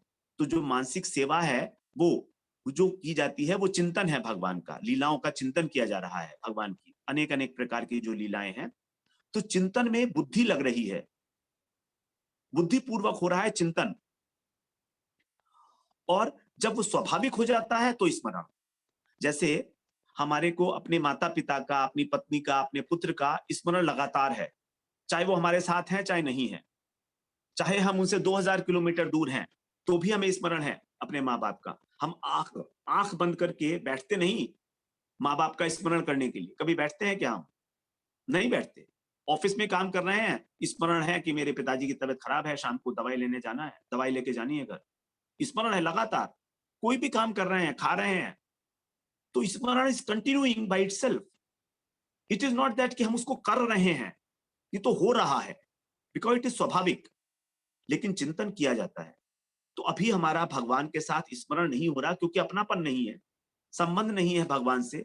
तो जब हमारा भगवान से संबंध हो जाएगा कि मेरे भगवान जो हैं मेरे प्रेमास्पद हैं, मेरे प्रेमास्पद हैं, मैं उनके बिना नहीं रह सकता, एक पल भी नहीं रह सकता, इतनी व्याकुलता हृदय में हो जाएगी, तब फिर वो चिंतन ही स्मरण में बन जाएगा। तो पहले हम चिंतन करेंगे, और चिंतन करने के लिए आवश्यकता है श्रवण और कीर्तन करने की। श्रवण और कीर्तन से हमारी भगवान के प्रति रुचि जागृत होगी, हमारे को महिमा का ज्ञान होगा, हमारा हृदय उनकी कथाएं सुनकर द्रवित होगा, हमारी चित्तवृत्ति भगवदाकार होगी, तब भगवान हमारे हृदय के अंदर आकर स्थान बनाएंगे। और जब भगवान हमारे हृदय में स्थान बना लेंगे, तब उनका स्मरण स्वाभाविक रूप से होने लगेगा, फिर करना नहीं पड़ेगा हमको। तो ये स्मरण की अवस्था है, ये प्राण है साधन का। भक्ति मार्ग में स्मरण ही प्राण है, ऐसा समझिए। अभी हमें संसार का स्मरण बिना किए हो रहा है, यही जब भगवान का होना लगे तो समझिए कि अब हम भक्ति राज्य में आ गए हैं। लेकिन ऐसा अभी हो नहीं रहा है, जबरदस्ती करते हैं। आधा घंटे माला कर लिया, आधा घंटे श्रवण कर लिया, कीर्तन कर लिया, तो बैठना मुश्किल हो जाता है कि कब छुट्टी मिलेगी यहां से, कब हमारा पूरा समय पूरा होगा। ये स्मरण नहीं है, ये तो जबरदस्ती किया जा रहा है। तो स्मरण भक्ति में मन का संयोग आवश्यक है, और यदि मन शुद्ध नहीं है तो नाम का रूप का संयोग नहीं होगा। इसीलिए कहा जाता है हमें भगवान के नाम का जाप करना है, हमें सदाचार वृत्ति को अपनाना है। जब तक जीवन में थोड़ा बहुत हमारे जीवन में सदाचार नहीं होगा, जब तक हमारा सत्व गुण में प्रवेश नहीं होगा, हम भक्ति में प्रवेश नहीं कर सकते। भक्ति राज्य में प्रवेश करने के लिए हमें रास्ता सत्व गुण से ही होकर ही गुजरना होगा। और सत्व गुण का मतलब है सदाचार, सद आचरण, जो शास्त्रीय विधि हैं उनका पालन करना। बहुत अधिक नहीं, लेकिन थोड़ा बहुत। ये नहीं कि हम सुबह 10 बजे उठ रहे हैं और हम बहुत बड़े भक्त हैं, हम 8 बजे 9 बजे उठ रहे हैं, हम ऐसे ही बिना नहाए ही सब कुछ, बिना पूजा किए ही सब कुछ खाते हैं पीते हैं, हम कहते हैं हम बड़े भक्त बन जाएंगे। ये तो भगवान तो मन को देखते हैं, मन तो मलिन है भाई हमारा, अनंत अनंत जन्मों की मलिनता भरी पड़ी है इसके अंदर। तो जब तक हम सदाचार को अपने जीवन में स्थान नहीं देंगे, बाहर के और अंदर की पवित्रता को स्थान नहीं देंगे, हमारा भक्ति में बहुत मुश्किल है स्मरण होना। तभी तो हमारे को स्मरण नहीं होता है, बड़ा कष्टदायी है स्मरण। आप स्मरण करके देखिए, भगवान का चिंतन करके देखिए, आप भगवान की लीलाओं का, होता ही नहीं है। मुझसे तो होता नहीं है भगवान की लीलाओं का चिंतन, होता ही नहीं है। कोशिश करते हैं, फिर मन उचट जाता है बार बार, क्योंकि हृदय मलिन है अभी तक। अनेक अनेक प्रकार की कामनाएं, वासनाएं, मान प्रतिष्ठा, धन इत्यादि, ये सब भरे हुए हैं उसमें, कूट कूट कर। इसलिए स्मरण भक्ति सबके लिए सुलभ नहीं है, इसीलिए हमारा रागानुगा भक्ति में प्रवेश भी अभी नहीं है। इसीलिए वैधि भक्ति ही है जो हमको अभी करनी है, और उससे हमारा हृदय कुछ मात्रा में जब शुद्ध हो जाएगा, तब हमारा स्मरण स्वाभाविक होने लगेगा। तो जैसे जैसे हम श्रद्धा, शरणागति और गुरु वैष्णव की सेवा करते हैं, श्रवण कीर्तन करते हैं, उतना उतना चित्त परिमार्जित होता है, और तब स्मरण में हमें आनंद भी आने लगता है। तभी वो सुसेवन बनता चला जाता है, सुसेवना। आगे प्रभु जी नेक्स्ट। अब 5 दशाएं थी, हम लोग 3 दशाओं के बारे में चर्चा कर आए हैं, श्रवण, वरण और स्मरण। चौथी दशा है आपन दशा। ये तो बहुत हाई स्टेज है, भाव अवस्था को प्राप्त। जो साधक हैं उनको अपने स्वरूप की प्राप्ति हो जाती है, इसको बोलते हैं आपन दशा। जब अपना शुद्ध स्वरूप पता लग गया कि मैं किस भाव से भगवान का भजन करूंगा या करूंगी, नित्य लीला के अंदर भगवान की जो नित्य लीला है उसके अंदर मेरा क्या रोल है, वहां पर मेरी क्या ड्यूटी है, मेरी क्या वहां पर आयु है, मेरा वहां पर स्वरूप क्या है, मेरी वहां पर वेशभूषा कैसी है। तो जो एकादश भाव इत्यादि बताए गए हैं, उसका यहाँ पर उपलब्धि हो जाती है जब हमारा अंतःकरण शुद्ध हो जाता है। ये भाव अवस्था की बात है। उसके बाद संपत्ति दशा। यहाँ पर संपत्ति दशा में वस्तु सिद्धि, यहाँ पर भगवान की धाम के अंदर प्रवेश है, गोलोक धाम के अंदर प्रवेश है, अथवा उससे पहले जहां पर भी जिस किसी ब्रह्मांड में भगवान की लीलाएं चल रही हैं, वहां पर जाकर हम वहां के जो ब्रजवासी जन हैं उनके अनुगत्य में जब भगवान की सेवा करते हैं, तो हमारा जो थोड़ा बहुत कालुष्य रह गया हृदय में, वो भी नष्ट हो जाता है।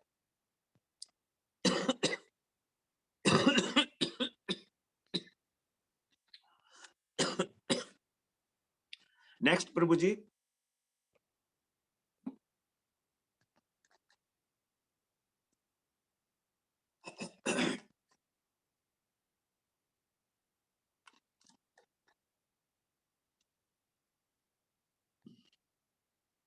कुछ सावधानियों की आवश्यकता है रागानुगा भक्ति में। कुछ क्या, बहुत सारी सावधानियां हैं, लेकिन थोड़ी सी हम यहाँ पर चर्चा कर लेते हैं, संकेत मात्र। जो राग उत्पन्न हुआ नहीं भगवान से और स्वयं को रागानुगा भक्त मान लेते हैं, ऐसा करके वो भगवान का स्मरण करते हैं, लीलाओं का, एकांतिक भक्ति का प्रदर्शन करते हैं, ये उत्पात का कारण है। श्रुति स्मृति पुराण आदि पंचरात्र विधि बिना एकांतिकी हरिर भक्ति उत्पाता एव कल्पते। बड़ी इंपॉर्टेंट बात है यहाँ पर।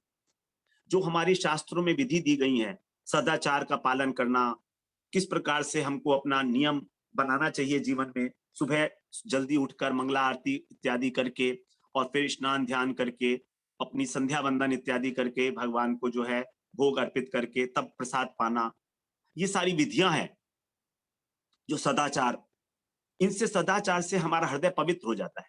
जब हम केवल भगवान के प्रसाद को ही ग्रहण करते हैं तो आप देखिए किस प्रकार से आपका हृदय जो है शुद्ध होता चला जाएगा।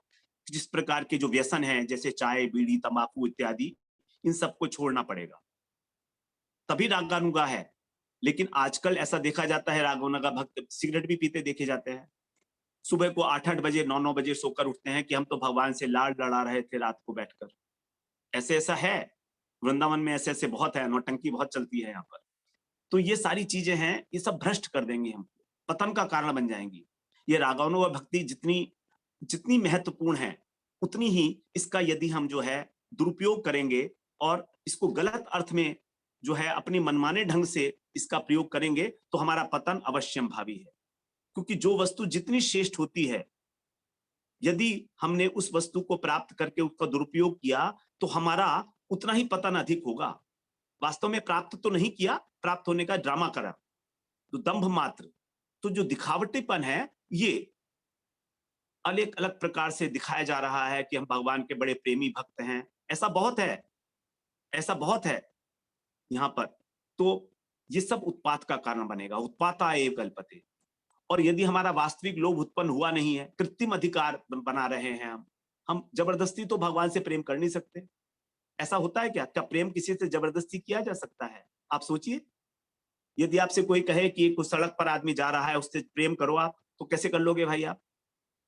कैसे कर लोगे आप? ये तो कृत्रिम हुआ ना, वास्तविक लोभ तो भी हुआ नहीं, हम जानते तो है नहीं उसको। बिना जाने और किसी को प्रेम करें, ये तो इम्पॉसिबल है। फिर भगवान को तो हम जानते नहीं है और हम कहते हैं नहीं नहीं भगवान तो, मेरे को बड़े आंसू आते हैं जब मैं भगवान का नाम लेती हूँ, मैं माला वाला तो नहीं कर सकती हूँ, माला मुझसे नहीं होती है, माला मेरे से नहीं बसती, मैं माला को पसंद ही नहीं करती। लेकिन हाँ 24 घंटे मैं भगवान का नाम लेते रहता हूँ हमेशा। ऐसे बहुत सारे लोग हैं जो मेरे पास आते हैं, कहते हैं कि गुरु गुरु के चक्कर में हम नहीं पढ़ते, हम तो भगवान को ही गुरु मानते हैं, बस वही हमारे एकमात्र गुरु हैं। तो किसी प्रकार का आनुगत्य, किसी प्रकार का शासन उनको अपने जीवन में स्वीकार नहीं है। ये सब धूर्तता है हमारे मन का, हमारे मन की बदमाशी है ये, इस बात को समझना पड़ेगा। और अपने को बहुत बड़ा बड़ा भक्त मानते हैं ऐसे लोग। ये सब सावधानियां हैं, हमसे इनसे हमें बचना चाहिए। विधि मार्ग में यदि हम द्वारका का भाव रखेंगे, द्वारका के जो कृष्ण हैं, तो उसमें ऐश्वर्य है, यदि हम उस प्रकार का भाव रखेंगे तो हमको कभी ब्रजेंद्र नंदन की सेवा प्राप्त नहीं होगी। कृष्ण की सेवा तभी प्राप्त होगी जब हम ब्रजेंद्र नंदन श्याम सुंदर की सेवा में तल्लीन होंगे, ऐश्वर्य भाव से जो माधुर्य से मंडित है। ऐसा कहा गया है कि वृंदावनम परित्यज्य पादमेकम न गच्छति, भगवान ने कहा है। और आगे कह रहे हैं एक जगह, कृष्णोन्यो यद संभूतो यह पूर्ण सोस्ति अतः परः वृंदावनम परित्यज्य स क्वचित न एव गच्छति। कहते हैं कि जो द्वारका गए थे ना कृष्ण, वो कोई और होंगे, अन्यो, कृष्णो अन्यो, वो कोई और होंगे, वो पराए हैं, वो हमारे नहीं है, हमें उनसे कोई लेना देना नहीं है। कृष्णो अन्यो यत संभूतो, जो कृष्ण द्वारका में गए थे वो कोई और होंगे, अतः परय, परय का मतलब पराए, वो पराए हैं, वो हमारे नहीं है। हो सकता है वो पूर्ण हो, पूर्ण है ना कृष्ण द्वारका में कृष्ण पूर्ण है, मथुरा में पूर्णतर है और वृंदावन में पूर्णतम है। तो जो पूर्ण कृष्ण है द्वारका के, जो द्वारका चले गए, मथुरा चले गए, वो कोई और होंगे, हमारे नहीं है। वृंदावनम परित्यज्य सौ, जो हमारे कृष्ण है वो वृंदावन को छोड़कर क्वचित न एव गच्छति, कहीं पर भी नहीं जाते हैं। तो केवल कृष्ण की ही एकमात्र उपासना, ब्रजेंद्र श्याम सुंदर की, जो ब्रज में निवास करते हैं, जो सखाओं के साथ खेलते हैं, गाय गैया चराते हैं, गोपियों के यहाँ मक्खन चुराते हैं, इस प्रकार से वेणु वादन करते हैं, ऐसे जो कृष्ण है, जो चार माधुर्य युक्त कृष्ण है, वेणु माधुरी, रूप माधुरी, प्रेम माधुरी, लीला माधुरी, ऐसे कृष्ण हमारे कृष्ण हैं। और आगे बता रहे हैं इसमें कि यदि हमारे को भक्ति मार्ग में कुछ हानि हो जाए तो कोई दोष नहीं लगता। भगवान ने कहा है ऐसा कि नहीं अंगो क्रमे ध्वंसो मद धर्मस्यो वाणवपी मया व्यवस्थित है सम्यक निर्गुणत्वात् नाशिषः। हे उद्धव, जो मेरे विषय श्रवण कीर्तन इत्यादि हैं, यदि थोड़ा बहुत इसके अंदर कुछ अंग हानि हो जाए तो भी मूल भक्ति धर्म से हानि नहीं होती, क्योंकि ये भक्ति धर्म गुणातीत है। जबकि जो कर्म और ज्ञान है उनके अंदर यदि किसी भी प्रकार का हमसे त्रुटि हो जाए, कर्म मार्ग में मंत्र पढ़ रहे हैं यज्ञ में, और अगर मंत्र में उच्चारण में कुछ गलती हो गई तो उसका विपरीत फल मिल जाएगा, अथवा मंत्र यज्ञ जो है बीच में छूट गया तो भी उसका विपरीत फल मिलेगा, देवता नाराज हो जाएंगे वो वाले। लेकिन भक्ति मार्ग में ऐसा नहीं है कि थोड़ी बहुत हानि हो जाए कभी किसी समय, क्योंकि तो निर्गुण है। नेहा विक्रमानाशो अस्ति प्रत्यवायो न विद्यते स्वल्पम अपश्य धर्मस्य त्रायते महतो भयात। दूसरे अध्याय में भगवान ने गीता में बोल दिया 40वें श्लोक में कि इसका छोटा सा भी अभिक्रम, अभिक्रम का मतलब पहला step, the very first step at the path of devotion, it will not go haywire, it will not get wasted, बल्कि छोटा सा हमारा जो प्रयास है भक्ति मार्ग में, वही सबसे बड़े महान भय से हमारी रक्षा करेगा। और वो महान भय है मृत्यु का भय। स्वल्पम अपस्य धर्मस्य, इस धर्म का छोटा सा भी अनुष्ठान करना महान भय से हमारी रक्षा कर सकता है, क्योंकि ये निर्गुण धर्म है, निर्गुण है। और जबकि क्या कर्म और ज्ञान, ये कर्म जो है राजसिक है और ज्ञान सात्विक है। इसीलिए लेकिन फिर भी गुरु पदाश्रय, श्रवण कीर्तन, ये भक्ति के मूल अंग हैं। यदि इनकी भी हानि हो जाएगी तो दोष अवश्य लगेगा। अर्थात हम गुरु कीर्तन, गुरु का हमने पदाश्रय नहीं किया और हम कहते हैं कि हम तो रागानुगा भक्त हैं, तो ये कोई भक्ति नहीं है। नंबर 2, श्रवण कीर्तन में हमारा श्रद्धा नहीं, विश्वास नहीं, तो हमारा ये मूल अंग है भक्ति के।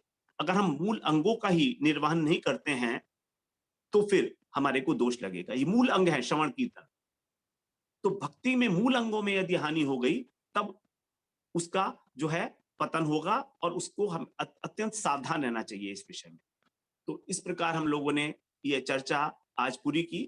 8वें श्लोक की बड़ी इंपॉर्टेंट चर्चा है ये। कालम नयेत अखिलम इति उपदेश सारम। हमको सारा समय 24/7, सारा समय का मतलब तो वही हुआ ना 24 घंटे, तो हमको हमेशा ही भगवान के भाव में उसी प्रकार से रहना है जैसे हमारे गोस्वामी रहे हैं। संख्या पूर्वक नाम गान नति भी कालावसानी कृतौ। संख्या पूर्वक नाम गान नति भी, संख्या पूर्वक भगवान के नाम का नाम लेना, हरे कृष्ण महामंत्र का जाप करना, संख्या पूर्वक नाम गान, नति भी मतलब प्रणाम करते हुए भगवान को। और कैसे? निद्राहार विहार का दिविजितौ च अत्यंत दीनौ चयौ। राधा कृष्ण गुण स्मृतिर मधुरिमा नंदेन सम्मोहितौ। कि किस प्रकार से वो अत्यंत दीन भाव से ब्रज में रहते थे, अत्यंत दीन भाव से अपनी निद्रा को, अपने आहार को जीतकर, आहार विहार इन सबको जीतकर और अत्यंत दीनता को धारण करके ब्रज में रहते थे। राधा कृष्ण गुण स्मृति मधुरिमा, राधा और कृष्ण की मधुरिमा को स्मरण करते हुए, उनका गुणगान करते हुए, और आनंदेन सम्मोहितौ, सम्मोहित किया तरह से। हे राधे ब्रजदेवी के चलिते, हे नंद सूनो कुतः, श्री गोवर्धन कल्प पादप तले, कालिंदी वन्ये कुतः, घोषंताविति सर्वतो ब्रजपुरे, खेदैक महाविवलो, वंदे रूप सनातनो रघुयुगौ, श्री जीव गोपालकौ। हमारे जो षड गोस्वामी हैं ब्रजपुर में, ब्रज के अंदर विचरण कर रहे हैं और व्याकुल होकर कह रहे हैं, हे राधे आप कहाँ हो, हे कृष्ण आप कहाँ हो, क्या तुम कालिंदी तट पर विचरण कर रहे हो, या कल्प वृक्ष में किसी कदम की छाया, किसी गोवर्धन की तलहटी में किसी वृक्ष के नीचे हो, वहां वंशी गान कर रहे हो, कहाँ हो खेदैक महाविह्वलो, अत्यंत व्याकुल चित्त से, द्रवित चित्त से इस प्रकार पुकारते हुए अपना जीवन यापन करते थे हमारे षड गोस्वामी। उन्हीं के चरणों में नमन करते हुए और श्री रूप गोस्वामी जी के चरणों में नमन करते हुए, श्री गुरुदेव के चरणों में नमन करते हुए आज हम इस 8वें श्लोक में प्रवेश कर पाए। मेरे को अपने आप में बड़ा सौभाग्य महसूस कर रहा हूं मैं कि 8वें श्लोक में मेरा प्रवेश हुआ, आप लोगों के साथ एक चर्चा करने का मुझे समय मिला। आप लोगों का अत्यंत अत्यंत धन्यवाद है कि आप लोग जुड़े रहे इसके अंदर। अब हम इसके बाद आगे भी हमारे 3 श्लोक हैं 9, 10 और 11, तो उसमें और भी ऊंचे की बातें की गई हैं। उसके अंदर फिर हम अगले सत्र में प्रवेश करेंगे। वांछा कल्पतरुभ्यश्च कृपा सिंधुभ्येव च पतितानां पावनेभ्यो वैष्णवेभ्यो नमो नमः। हरे कृष्णा प्रभु जी। हरे कृष्णा। अब हम जो है कुछ प्रश्न ले सकते हैं। हाँ जी, हाँ जी। हाँ, तो यदि किसी को प्रश्न पूछना है तो वो अपना हैंड रेज करेगा और उसके बाद में जो है अपने को अनम्यूट करेगा। अब इसमें जो है सब लोग जो चाहे तो अपने को अनम्यूट कर सकता है बोलने से पहले, तो हैंड रेज करें और फिर एक एक करके हम उसको चांस देंगे जिससे कि जो है वो सुचारू रूप से हम प्रश्न उत्तर कर सकें और यदि कोई डाउट हो तो उसका निवारण प्रभु जी कर सकें। तो किसी का प्रश्न है तो अपना हैंड रेज करिए और अपने को अनम्यूट करिए।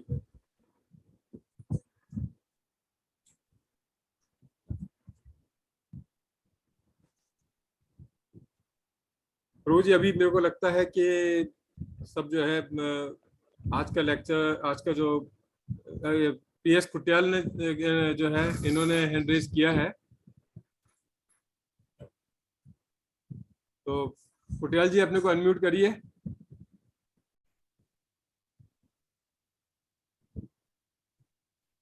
प्रणाम। हरे कृष्णा। हरे कृष्णा प्रभु जी, प्रणाम। प्रणाम प्रभु जी। प्रभु जी बहुत बढ़िया, बहुत ही सुंदर, बहुत ही अच्छा था। और इसमें एक आखिर वाला जो श्लोक है, न ही अंगो कर्मे ध्वंसो अधर्मो योद्धवानपि मया व्यवस्थित सम्यक निर्गुणत्वाद नाशिषो। कृपया इसका वो बताएंगे अर्थ तो उसमें लिखा हुआ है ना, नीचे पढ़ लीजिएगा।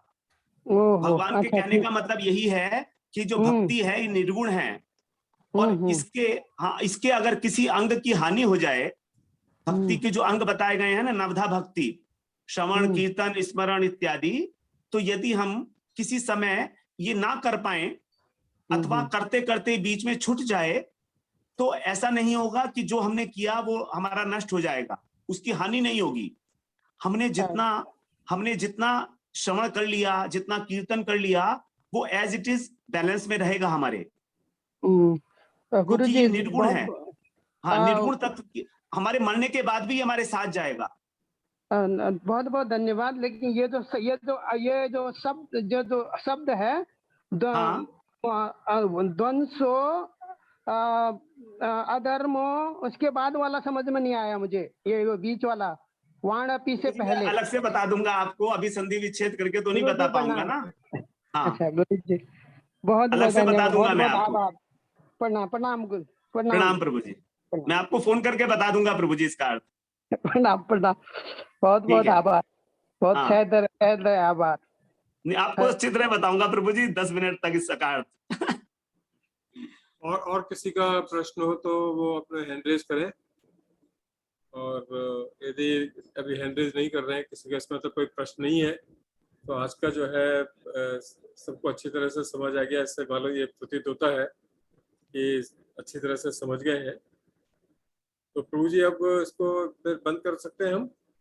हाँ जी प्रभु जी, बिल्कुल बिल्कुल। हाँ, तो सबसे पहले मैं जो है अजय प्रभु जी का धन्यवाद करता हूँ, उनको दंडवत प्रणाम करता हूँ कि उन्होंने आज जो है इतने अच्छे तरीके से जो है हमें 8वें श्लोक के बारे में जो है समझाया, और भक्ति के कितने मतलब हैं और क्या दशा होती है, इस तरह के सबके बारे में हमें समझाया जो अच्छी तरह से। तो उसके लिए आपका बहुत बहुत धन्यवाद प्रभु जी, और सारे भक्तों का धन्यवाद जो आज जुड़े हैं। और अब अगले भी जो है अगले सैटरडे को फिर इस तरह से क्लास करेंगे उपदेशामृत के ऊपर। प्रभु जी, हाँ प्रभु जी, एक निवेदन है प्रभु जी अगला सैटरडे मैं यहाँ पर नहीं हूँ एक्चुअली वृंदावन में। ठीक है अच्छा। हाँ तो हम लोग अगले सैटरडे को अगला संडे में कर सकते हैं इसको, शायद ये देखेंगे, बता संडे देंगे को जैसा भी मैं होगा। संडे को गुरुजी का प्रोग्राम होता है ना। हाँ नहीं, गुरुजी का तो इस बार प्रोग्राम अगर संडे को भी नहीं हो पाएगा प्रभु जी, क्योंकि दिल्ली में होंगे हम। संडे को गुरुजी दिल्ली में होंगे और उनका दूसरी जगह प्रोग्राम होगा, तो आप वहाँ पे बिजी होंगे, तो अगले हफ्ते नहीं कर पाएंगे। हाँ, मैं भी उन्हीं के साथ हूँ ना। तो अगले सैटरडे संडे हम लोग दिल्ली में हैं 3-4 दिन के लिए। हाँ, तो उसके अगले हफ्ते हम करेंगे, मतलब इस कमिंग संडे को या सैटरडे को नहीं करेंगे। उसके बाद में जो है हम 27 से 28 में जो है उस समय प्रोग्राम करेंगे, तो आपको सूचित कर दिया सैटरडे को ही करेंगे। हाँ, उसके लिए सूचित कर दिया जाएगा। तो सभी भक्तों को जो है दंडवत प्रणाम, यथावत दंडवत प्रणाम। और आप सब जो है, आपका सबका धन्यवाद कि आप सब इससे जुड़े। और हम लोग जो है 25 लोग सब आज के क्लास में 25 लोग थे सब मिला के। हरे कृष्णा, दंडवत प्रणाम प्रभु जी। हरे कृष्णा, धन्यवाद प्रणाम प्रभु जी। हरे कृष्णा।